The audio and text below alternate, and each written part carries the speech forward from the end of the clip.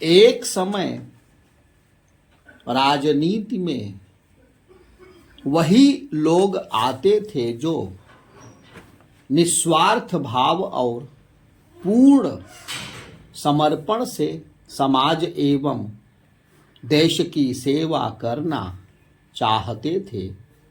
लेकिन स्वतंत्रता के 75 वर्ष बाद राजनीतिक परिवेश में जिस तरह की प्रवृत्तियां उभरकर सामने आ रही हैं वे राजनीति के तेजी से बदलते चरित्र को दर्शाती हैं।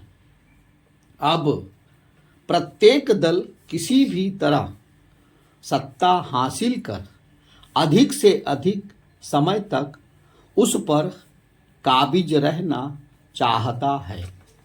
इसके लिए हर तिकड़म अपनाने से संकोच नहीं किया जा रहा है। इसकी कीमत जनहित को चुकानी पड़ रही है। एक ताजा उदाहरण बिहार में गंगा पर बन रहे पुल के मामले से जुड़ा है। यह पुल निर्माणाधीन अवस्था में ही एक नहीं बल्कि 2 बार ध्वस्त हुआ। हर बार दोषियों पर कार्रवाई करने के लिए सरकार कहती रही, लेकिन ना कार्रवाई हुई और ना समस्या दूर हुई। दूसरा उदाहरण बंगाल से है।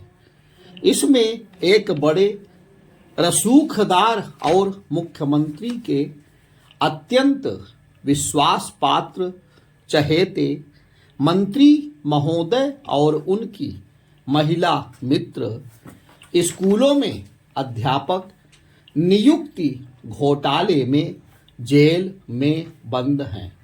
उन पर आरोप है कि अयोग्य लोगों को गलत तरीके से नियुक्ति देकर अब तक वे करोड़ों रुपए की संपत्ति बना चुके हैं।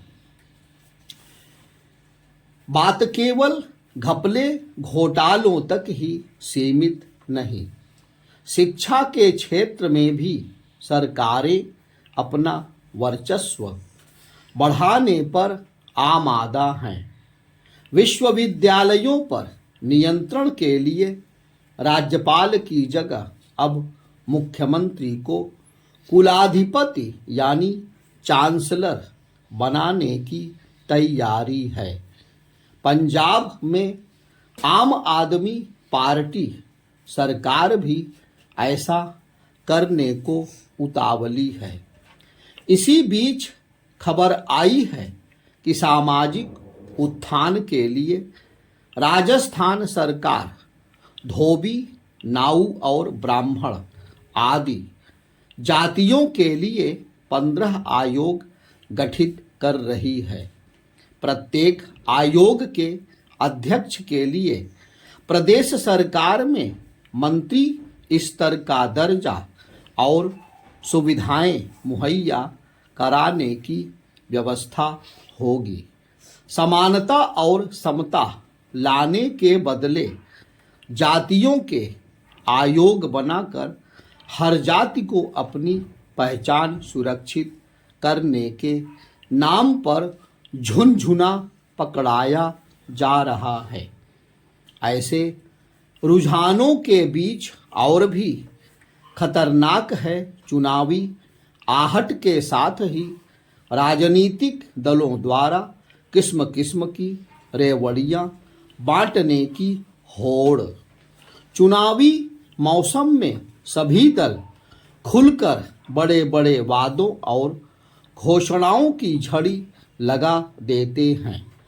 रोजगार, बिजली, सम्मान निधि, गैस सिलेंडर, कर्ज माफी, सस्ता कर्ज, मुफ्त वाईफाई और आरक्षण की सुविधा से लेकर जो मन में आए वही मतदाता को पेश कर दिया जाता है। जनता को मुफ्त सुविधाएं देने का कोई तर्कसंगत कारण या नीतिगत आधार नहीं होता, केवल किसी तरह वोट बटोरने का तात्कालिक उद्देश्य होता है। आज जाति, क्षेत्र और धर्म जैसे समाज विभाजक आधारों का आसरा लेकर विभिन्न दलों द्वारा चुनाव की तैयारी जन या समुदाय विशेष के लिए उपयोगी यानी कस्टमाइज तुष्टीकरण को अंजाम देने की मुहिम तेज होती जा रही है। इस प्रक्रिया का कोई और छोर नहीं दिखाई पड़ता, चूंकि सामान्य मतदाता की विचार करने की शक्ति सीमित होती है, इसलिए उसकी प्रतिरोध करने की शक्ति घट जाती है।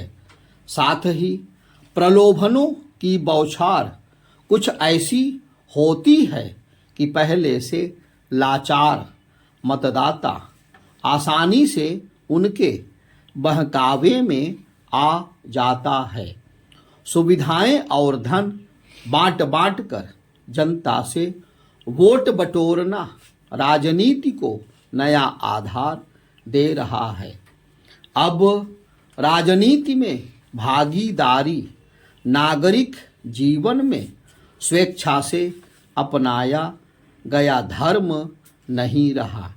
इन सब के चलते सक्रिय राजनीति में भागीदारी एक महंगा सौदा हो रहा है।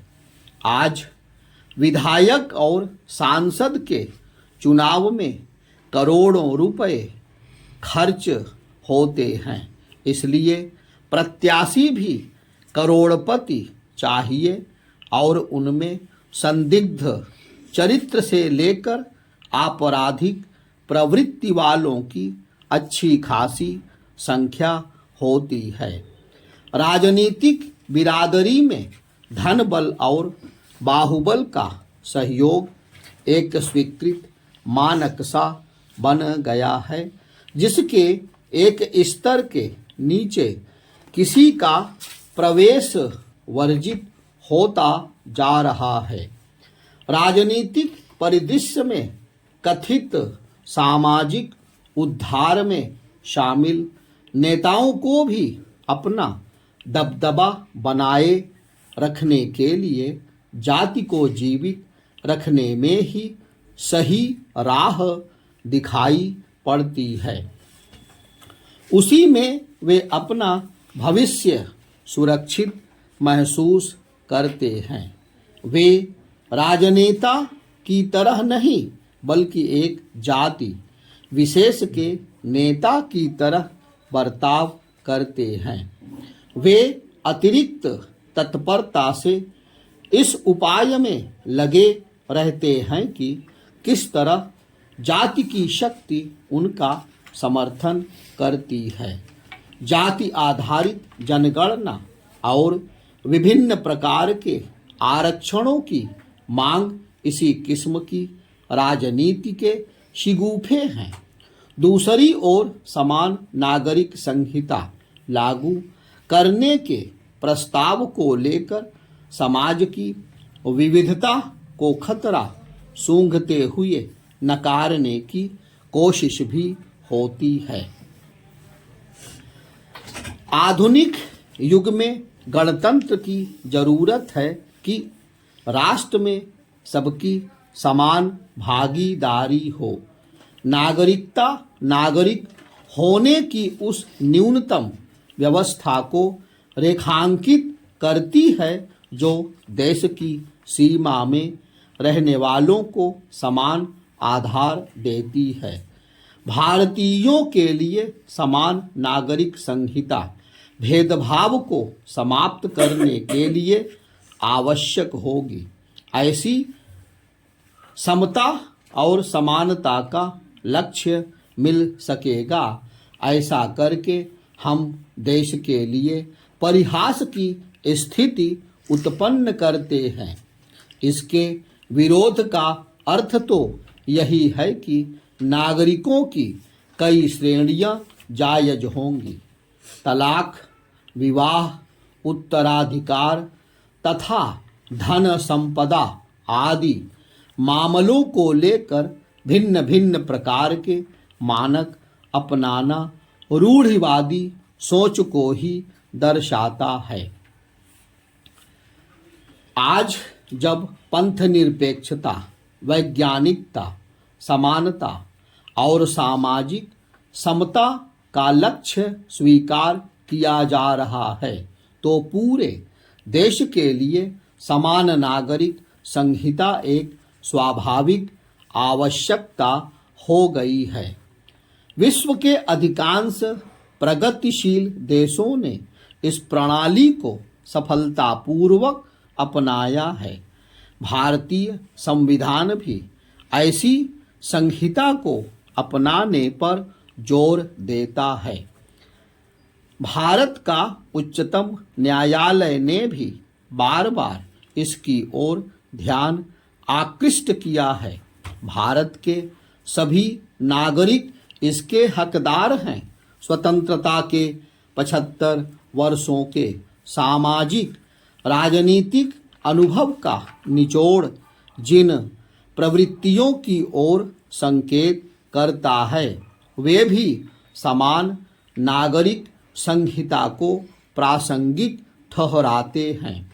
इस विमर्श में विपक्ष तो आखिरी विपक्ष ही ठहरा। उसे तो बस विरोध करना है, इसीलिए वह हिचकिचाता है। यहाँ यह याद रखना जरूरी है कि तुष्टीकरण किसी के हित में नहीं है। वह अल्पकालिक लाभ वाला ही हो सकता है और अंततः देश की जड़ों को खोखला ही करेगा। जगह जगह इसका खामियाजा भुगता जाता रहा है। आज आवश्यकता है कि सभी राजनीतिक दल इस पर विचार करें और इसे नियंत्रित करने के कारगर उपाय करें। इसी तरह जन चेतना प्रसार के लिए भी आंदोलन आवश्यक है।